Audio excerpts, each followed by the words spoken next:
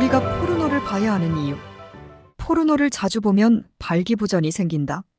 제가 포르노를 처음 접했던 때는 10살쯤이었습니다. 그렇게 심한 내용은 아니었습니다. 그냥 어떤 성기의 확대 사진이었고 저는 크게 충격을 받지는 않았어요.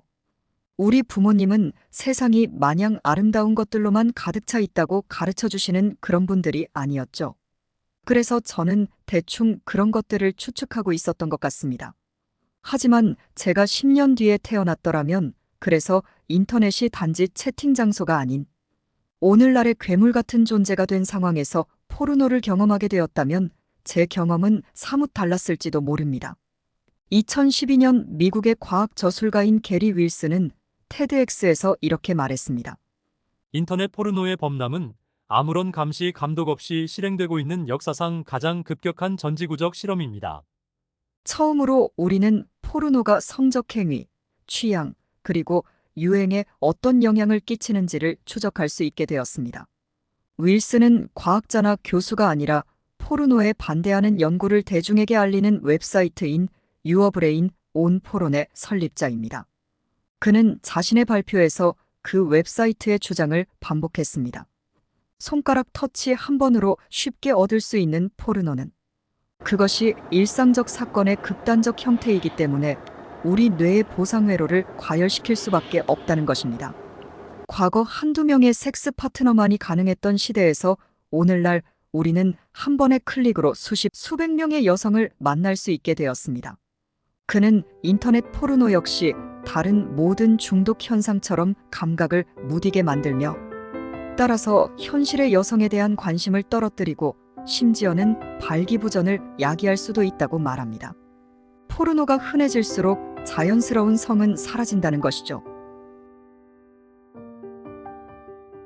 포르노가 해롭다는 증거는 없습니다.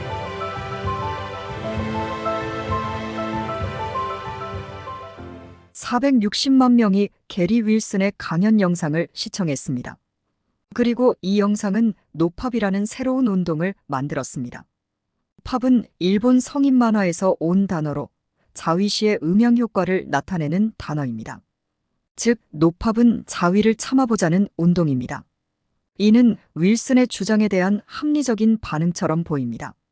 과도한 성적 자극에 노출될 경우 생식 능력이 감소하게 되며 현실의 이성을 대하는 능력이 약해지고 외톨이가 되며 불행해진다는 것입니다.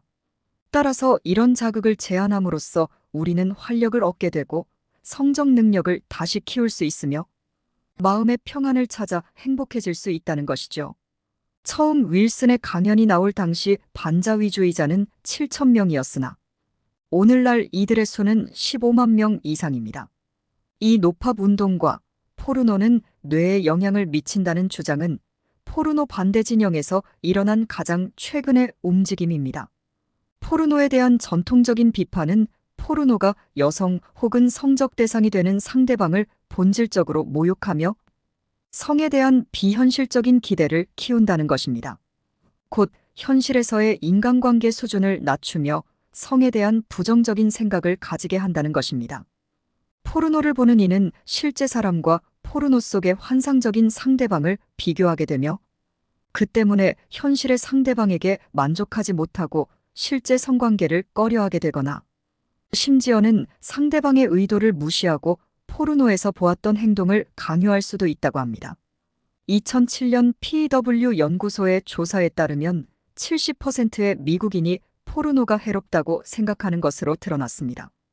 이 비판들은 정말 사실일까요? 이는 조사할 가치가 있습니다. 포르노에 대한 믿을 만한 통계를 구하는 것은 매우 어렵습니다. 사람들은 자신의 행동을 잘 밝히지 않으며 포르노 회사 역시 자신들이 가진 통계 자료를 공개하지 않습니다. 그러나 뉴욕대에서 미디어를 연구하는 칭선 교수는 포르노를 보는 사람의 수는 매우 많으며 또한 빠르게 증가하고 있다고 말합니다. 그녀는 인터넷 콘텐츠의 36%가 포르노라고 예측하고 있습니다. 검색 4건당 하나는 포르노에 관한 것입니다. 미국에만 4천만 명의 사람들이 정기적으로 포르노를 보고 있습니다. 어떤 순간이든 전 세계에서 동시에 포르노를 보고 있는 사람의 수는 170만 명입니다. 그녀가 조사한 500명의 남자 중 1%만이 포르노를 한 번도 보지 않았다고 답했고, 포르노를 처음 본 나이가 13살 이전인 사람이 절반에 달했습니다. 웹사이트 포르노가 아닌 메이커 러브나 포론을 만든 신디 갤럽은 최근 재계 포르노를 처음 접하는 아이의 평균 나이가 8세에서 6세로 내려갔다고 말했습니다. 물론 그 아이들이 포르노를 찾아본 것은 아닙니다. 그저 포르노가 인터넷에 너무 광범위하게 퍼져 있기 때문에 인터넷을 돌아다니다 보면 우연히 마주치게 된다는 것이죠. 포르노가 실제로 사람들의 태도, 행동, 삶, 그리고 인간관계의 만족에 어떤 영향을 끼치는지를 알아보는 것은 쉽지 않습니다. 대부분의 연구는 그저 상관관계를 보거나 아니면 사람들이 겪은 개인적인 일화들을 조사한 것입니다. 따라서 적어도 지금까지 포르노를 반대하는데 목청을 높여온 사람들은 사실 분명한 증거에 의해서가 아니라 그저 감정적인 이유로 그렇게 행동했을 가능성이 있습니다. 1969년 덴마크는 최초로 포르노를 합법화했습니다. 그때부터 사람들은 덴마크 사회에 어떤 일이 일어날 것인가 하는 질문과 함께 호기심을 가지고 혹은 두려움을 가지고 이를 지켜보았습니다. 그러나 덴마크에는 아무 일도 일어나지 않았습니다. 적어도 부정적인 현상은 전혀 발생하지 않았습니다. 평생을 포르노의 영향에 대해 연구해온 코펜하겐 대학의 범죄학자 베를 쿠친스키는 합법화 이후 20년 동안의 덴마크 자료를 분석한 결과 성폭력이 실제로 더 줄어들었다고 1991년 한 연구에서 밝혔습니다. 그는 덴마크를 따라 포르노를 합법화한 스웨덴과 서독에서도 같은 일이 일어났다는 사실을 발견했습니다. 그는 가능한 대부분의 국가 단위의 자료에서 포르노의 허가가 성폭력을 어떤 형태로든 증가시킬 가능성은 충분히 합리적인 관점에서 제외할 수 있으며 오히려 성폭력은 실제로 감소했음을 알 수 있다는 결론을 내렸습니다. 남북 아메리카 및 유럽과 아시아의 다른 나라에 대해서도 같은 결론이 나왔습니다. 쿠친스키는 또한 포르노는 오직 원래의 의도 그대로 곧 성적 환상의 표현으로 현실에서 사용되고 있다고 썼습니다. 포르노의 영향을 연구하는 데 있어 상관관계 이상의 증거를 찾기란 쉽지 않습니다. UCLA의 성정신생리학 및 감정뇌과학 연구소의 소장 니콜 프라우스는 말합니다. 과학자들은 포르노와 성에 대해 연구하는 것을 두려워하고 있습니다. 또한 연구들이 제대로 이루어지지 않았다는 점에서 포르노는 차별받는 주제이기도 합니다. 우리가 지금 가진 자료들은 실험에 의해 나온 것도 아니며 장기간 이루어진 것도 아닙니다.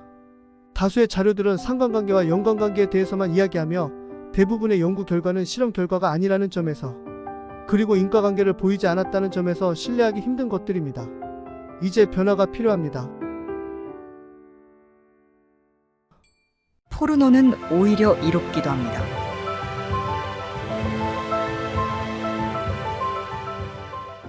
프라우스는 미국에서 포르노를 연구하는 얼마 되지 않는 연구원 중 한 명입니다. 숙련된 뇌과학자로서 그녀는 포르노가 뇌에 끼치는 영향에 주목하고 있습니다. fMRI, PET, EEG 등을 사용해 프라우스는 포르노가 뇌에 끼치는 영향과 그 반응이 다시 그 사람의 태도와 행동에 어떤 의미가 있는지를 연구하고 있습니다. 그녀는 포르노가 여러 가지 면에서 공포영화나 번지점프와 다르지 않다는 것을 발견했습니다. 그저 여기에 성이 관련되어 있기 때문에 우리가 다르게 생각할 뿐이라는 것입니다. 사람들은 포르노가 뇌에 특별한 영향을 끼친다고 생각해요. 그러나 솔직히 말해 포르노와 다른 자극이 특별히 다르지는 않아요. 다른 강력한 자극들도 많아요. 예를 들어 성적 욕구가 약한 사람이라면 포르노를 볼 때와 초콜릿을 먹을 때 뇌가 받는 자극의 세기와 그 자극이 발생하는 영역이 비슷하다는 것이죠. 또 프라우스는 포르노를 많이 볼수록 포르노에 무감각하게 된다는 주장, 곧 같은 쾌락을 위해 더 강한 자극을 찾게 된다는 주장도 사실이 아닐 수 있다고 말합니다. 프라우스와 콘코르디아 대학의 심리학자 제임스 파우스는 280명의 성적 흥분도를 측정했습니다.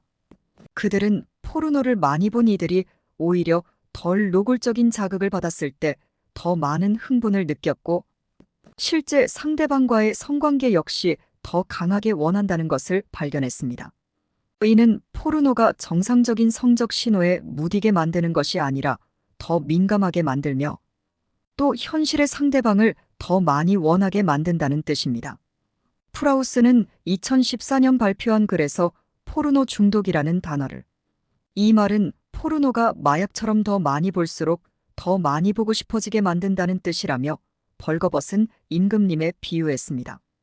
곧 모든 이가 여기에 대해 이야기하지만 실제로 이를 지지하는 증거는 없다는 것이죠. 프라우스는 포르노가 인간관계에서 느끼는 만족도에 어떤 영향을 주는지 역시 조사했습니다.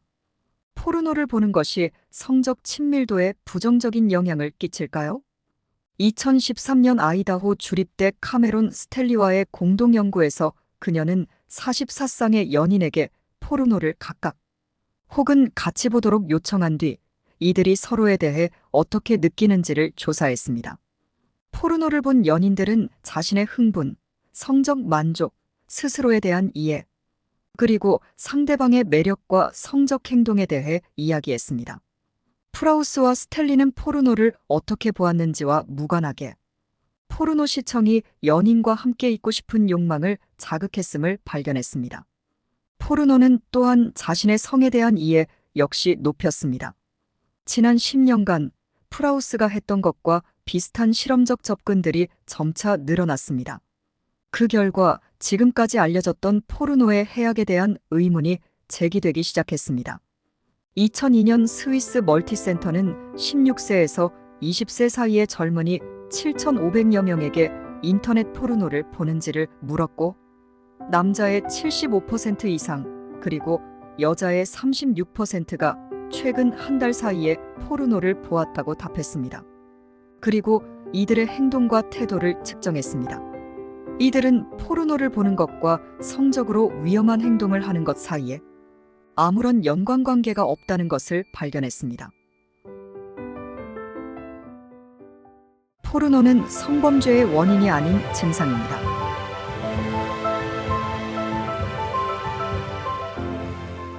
여성에 대한 부정적 태도와 성적으로 공격적인 행동 역시 마찬가지입니다. 하와이 대학의 성과학자 밀튼 다이아몬드가 수행한 일련의 실험은 포르노가 남자를 더 폭력적으로 만들거나 여성에 대한 부정적인 태도를 야기하지 않는다는 사실을 보여줍니다.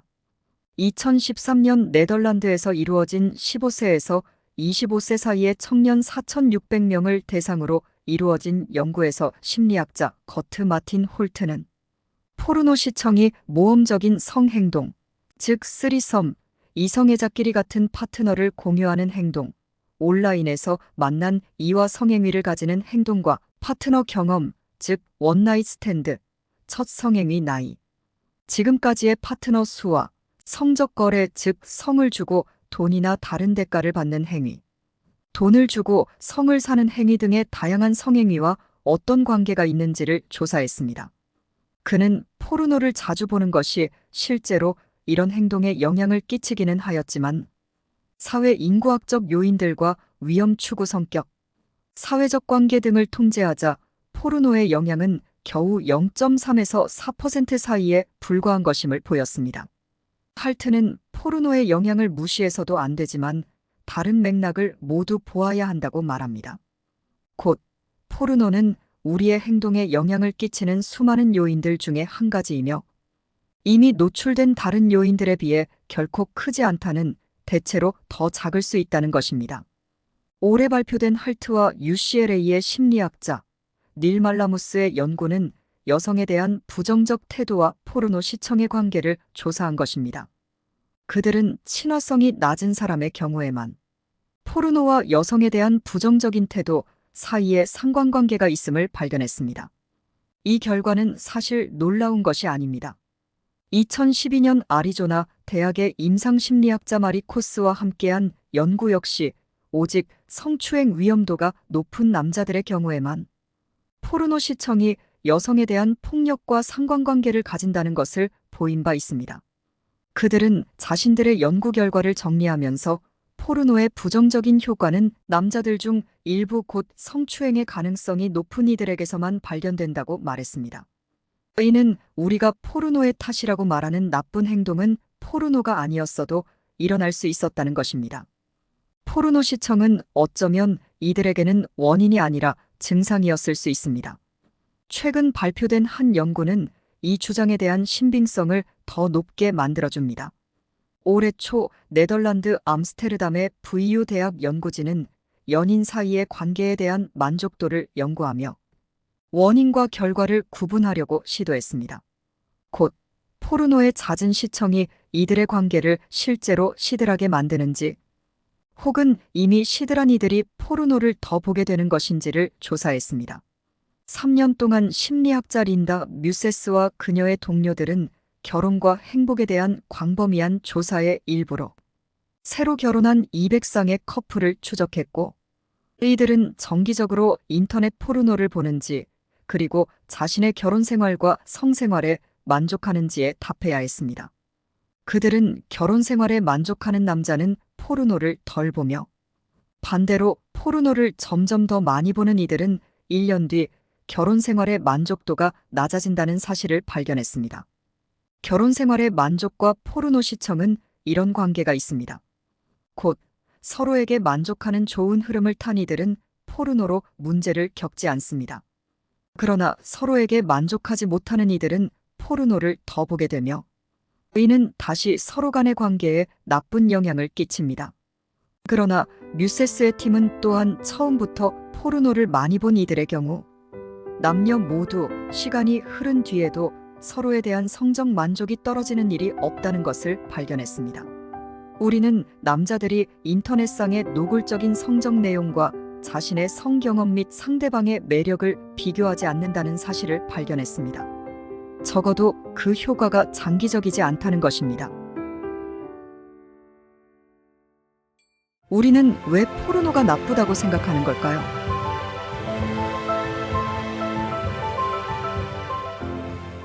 그렇다면 왜 이런 분명한 실험 결과들에도 불구하고 사람들은 여전히 포르노가 해롭다고 생각하며 사회의 분위기 역시 그렇게 유지되는 것일까요?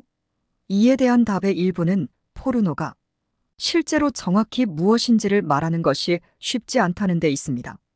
온라인 포르노와 현실의 포르노 세상에 대해 더 알아갈수록 곧 제작자, 시청자, 포르노 배우들 등을 인터뷰하면서 저는 포르노에 대해 우리가 잘못된 전제를 가지고 있다는 사실을 느꼈습니다. 포르노는 하나의 획일적인 대상이 아닙니다. 이것은 헐리우드 영화가 하나의 대상이 아닌 것과 동일합니다. 헐리우드 영화에는 다양한 취향과 다양한 분위기에 따라 드라마, 코미디, 공포, SF, 스릴러, 오락물 등으로 나눌 수 있는 수많은 종류가 있습니다. 각각의 영화에서 우리가 경험하는 것은 다릅니다. 셀마를 볼 때 느끼는 감정과 해리가 셀리를 만났을 때를 볼 때 느끼는 감정은 다릅니다. 그러나 우리는 영화에 대해서는 이런 다양성을 인정하면서 포르노에 대해서는 그렇지 않습니다. 미디어 연구가 칭선은 말합니다. 우리는 포르노에 대해서 말할 때 가장 수준 낮고 가장 공격적인 예를 특별히 떠올리는 것이죠. 저는 포르노 산업 종사자들 및 연구자들과의 대화에서 이 같은 불평을 계속 들었습니다. 포르노와 섹스의 관계는 헐리우드 영화와 실제 삶의 관계와 비슷합니다. 포르노는 환상이며 순수하며 단순합니다. 칭선의 표현인 가장 수준 낮고 가장 공격적인 예처럼 나쁜 환상도 있으며 어떤 페미니스트라도 지지할 만한 긍정적인 환상도 있습니다. 영화의 내용과 제작 과정에 있어서의 윤리적 기준이라는 양측 측면 모두에서 페미니스트의 지지를 받을 수 있는 그런 포르노도 있다는 뜻입니다. 미국에서 가장 오래된 포르노 배급자 중에 하나인 샌프란시스코에 위치한 굿 바이브레이션의 코요테 암리치는 이렇게 말합니다. 금융계의 모든 이가 버니 마도프가 아닌 것처럼 포르노 업계의 모든 사람이 끔찍한 사람은 아닙니다. 어떤 이는 정말로 훌륭한 사람이며 남자 배우와 여자 배우 모두가 좋아하는 멋진 내용의 영화를 만들 뿐 아니라 이들이 좋은 경력을 쌓아가도록 도와줍니다. 그의 이 말은 다음의 핵심적인 질문을 우리에게 던져줍니다. 곧 어떤 포르노가 우리를 기분 좋게 만드는 종류의 환상이며 어떤 포르노에 우리는 적극적으로 의문을 표해야 하는가 하는 것입니다. 이는 내용에 대한 질문이라기보다 윤리적 질문에 가깝습니다. 바로 영화에서 그리고 촬영 현장에서 포르노 배우들을 어떻게 대하는가 하는 것입니다. 암리치는 이렇게 설명합니다. 여성 배우들이 정말로 스스로 이를 즐기고 있으며 우리가 알 수 있는 진정한 쾌락을 느끼고 있는가? 같이 등장하는 이들이 혹시 모욕적인 말을 그녀들에게 던지거나 또는 적어도 그렇게 부르도록 여성이 확실히 허락했는가? 예를 들어 나를 창녀라 부르면 좋겠어요. 그러니 창녀라고 불러요. 같은 허락이 있었는가 하는 것이죠. 그들이 어떤 행위를 어떻게 하는가는 크게 중요하지 않습니다. 우리는 단지 우리가 누구도 그런 행동을 즐기지 않을 것 같다고 생각하는 것만으로 그 행동을 나쁜 행동이라고 단정지어서는 안 됩니다. 중요한 것은 그 행동을 하는 이들이 자신의 행위를 즐기고 있는가입니다. 굿 바이브사에서 암리치와 일했던 제이미 마틴은 이렇게 표현했습니다. 누구도 해치지 않으면서 누군가가 이를 통해 오르가즘을 느낀다면 해서 안 될 이유가 있을까요? 암리치는 배우들이 윤리적인 대우를 받지 못하고 있는 포르노 영화는 팔지 않습니다. 저는 다른 구매자, 판매자, 배급자들에게서도 이런 태도를 보았습니다. 자신들의 웹사이트나 고객들에게 이런 긍정적인 포르노만을 공급한다고 주장하는 이들이 늘고 있습니다. 모든 포르노가 다 똑같은 것은 아닙니다. 암리치는 말합니다. 여성 배우들이 피해자라는 주장을 극복해야 합니다. 이것은 시대에 뒤떨어진 생각입니다. 이 생각은 여성이 가진 힘과 여성의 쾌락, 그리고 여성이 성을 조절할 수 있다는 사실을 무시하는 것입니다. 여성을 그저 성적인 도구로만 여기는 이들이 오히려 이런 주장을 고집합니다.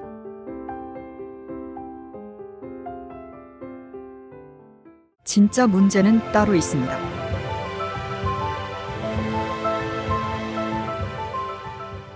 포르노 업계에서 10년 이상 일해왔으며 전통적인 성구분에 반대하는 젠더 퀴어로 유명한 지즈리는 윤리적인 포르노가 중요하다고 말합니다. 이를 위해서는 소비자들의 인식이 중요합니다. 윤리적 포르노를 구별하고 이를 위해 돈을 더 낼 수 있어야 합니다. 샤인 루이즈 휴스턴 감독과의 촬영 중 잠시 휴식을 취하며 리는 제게 말했습니다. 그렇지 않으면 이 포르노가 정말로 윤리적으로 촬영되었는지를 알 수 없게 됩니다. 소비자들이 윤리적 포르노의 가치를 인정함으로써 좋은 회사를 도울 수 있습니다. 이들은 오늘날 인터넷은 단순히 포르노를 배포하는 장소가 아니라고 말합니다. 곧 인터넷을 통해 배포되는 포르노의 품질을 측정할 수도 있으며 또 특정 기준에 미치지 못하는 웹사이트들을 골라낼 수도 있다는 것이죠. 리는 말합니다. 저는 부정적인 평가를 가진 곳이나 배우들을 착취하는 회사와는 일하지 않을 거예요. 그리고 모두에게 어떤 곳에 문제가 있는지를 밝힐 겁니다. 윤리적 포르노는 점점 더 일반적인 기준이 되어가고 있습니다. 오늘날의 포르노 산업은 90년대의 샌 포르난도 밸리 포르노 산업계와 완전히 달라졌습니다. 더 많은 여성들이 직원으로 일하고 있으며 더 엄격한 기준을 지키고 있습니다. 그러나 포르노 업계 내부 종사자들의 말과 달리 소비자들, 특히 언제나 인터넷과 함께 자라온 젊은이들이 가진 생각은 다릅니다. 헐리우드 영화에서 화면 속에서 일어나는 일들은 실제 현실이 아니라 이상화된 현실이라는 것이 명백한 반면 포르노를 보는 이들은 종종 현실과 영화를 구분하지 못합니다. 여기에는 단순한 이유가 있습니다. 우리는 어릴 때이건 청년기이건 성인이 되고 나서이건 성적 쾌락에 대해 이야기하지 않습니다. 이것은 금기이며 이 주제에는 죄의식이 항상 따라붙습니다. 다른 선택이 존재하지 않는 상황에서 포르노는 사실상 성에 대해 홀로 배울 수 있는 교육적 도구가 되었습니다. 보스턴 보건대학의 에밀리 로스만이 이끈 저소득층 흑인과 히스패닉 청소년들에 대한 2014년 연구에서 포르노를 보는 한 청년은 인터뷰 도중 이렇게 말합니다. 포르노가 없었다면 나는 지금 내가 알고 있는 사실 중 절반밖에 알지 못했을 겁니다. 시카고 노스웨스턴 대학의 성연구자 앨리스 드래건은 최근 자신의 고등학생 아들이 받고 있는 학교 성교육을 트위터로 중계했습니다. 그 선생님은 모든 것을 해서는 안 되는 일이거나 혹은 절대로 피해야 할 일로 나누었습니다. 대화를 진행하려는 어떤 노력도 거부되었습니다. 바로 여기에 문제가 있습니다. 우리는 포르노가 인간관계를 파괴한다고 생각합니다. 그러나 포르노 자체가 본질적으로 유해한 것은 아닙니다. 단지 젊은이들이 성에 대해 알 수 있는 유일한 경로가 포르노뿐일 때 포르노는 유해한 것이 됩니다. 젊은이들은 포르노를 교과서처럼 생각합니다. 즉, 문제는 포르노가 현실이 아니라 환상에 불과하다는 사실을 알려줄 더 좋은 성교육 교재가 없다는 것입니다. 이 문제를 해결하는 방법은, 그리고 그런 오해가 낳는 부정적인 영향을 없애는 방법은 포르노를 금지하거나 제한하는 것이 아닙니다. 우리는 성의 즐거움에 대해 더 자유롭게 이야기해야 하며 특히 성교육에 이를 포함해야 합니다. 비포르노 성교육 시간에 포르노를 참고자료로 보여줌으로써 포르노가 현실이 아니라 환상이라는 사실을 알려줄 수 있습니다. 뉴욕대의 성전문 심리학자 자나 브랑갈로바는 제게 말했습니다. 우리는 사람들이 성을 즐길 수 있도록 허용해야 합니다. 그렇게 되기 전까지는 사람들은 계속해서 포르노를 볼 겁니다. 호기심을 없앨 수는 없기 때문이죠. 이미 이를 실천하고 있는 이들이 있습니다. 필라델피아에서 성교육 단체인 스크루스마트를 운영하는 제시카 쿠퍼는 성적 쾌락에 대해 자유롭게 이야기할 수 있는 세상을 목표로 하고 있습니다. 이들은 학생들 앞에서 이를 가르치며 워크숍을 열고 포르노의 역할에 대해 솔직하고 자유롭게 토론합니다. 이들은 말합니다. 성에 있어 가장 큰 문제는 허용입니다. 사람들은 자신이 좋아하는 것을 좋아하고 원하는 것을 원할 수 있는 허용을 필요로 합니다. 우리는 그들에게 그러라고 말하며 이는 곧 그들에게 이를 허용하는 것입니다. 당신의 욕망은 정당하며 성은 중요한 것이며 당신이 하고 싶어하는 이 행동이 잘못된 행동이 아니라고 우리는 말합니다. 포르노는 그런 역할을 할 수 있습니다. 특히 여성에게 이것이 필요합니다. 포르노에 등장하는 행위를 즐긴다고 해서 나쁜 사람이 이상한 사람이 아니라는 것을요. 더 어린 아이들을 상대로 하는 교육 프로그램도 있습니다. 아이들은 어떤 준비도 되지 않은 상태에서 포르노를 접하게 될 수 있기 때문에 아이들에게 이를 미리 가르치는 것은 더욱 중요합니다. 노르웨이 국영 텔레비전의 교육용 쇼 프로그램인 뉴트는 이 프로를 진행하는 리네 얀스루드가 자신의 목에 진공 청소기로 키스 마크를 만들거나 토마토에 키스를 하며 해부학적으로 실제와 같이 만들어진 인형에 윤활유를 바른 딜도를 넣는 내용을 보여줍니다. 그녀는 아이와 청소년들이 헐리우드 영화와 현실을 구분할 수 있도록 실제 성교가 어떻게 이루어지는지를 설명합니다. 그녀가 생각하는 시청자는 초등학교 3학년입니다.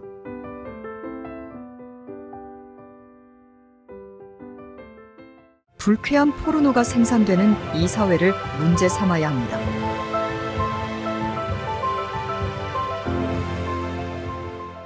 이런 사회적 변화는 성교육에만 그치지 않습니다. 우리는 금기 때문에 야설이 가진 치료 효과를 누리지 못하고 있습니다. 프라우스의 말입니다. 흥분 상태와 오르가슴은 뇌와 신체에 매우 긍정적인 작용을 합니다. 야설은 어떤 여성들에게 신비의 묘약으로 작용해 그들이 지금까지 알지 못했던 새로운 세계를 보여주며 그들의 뇌가 원래 할 수 있었던 그 일을 비로소 하도록 만들어줍니다.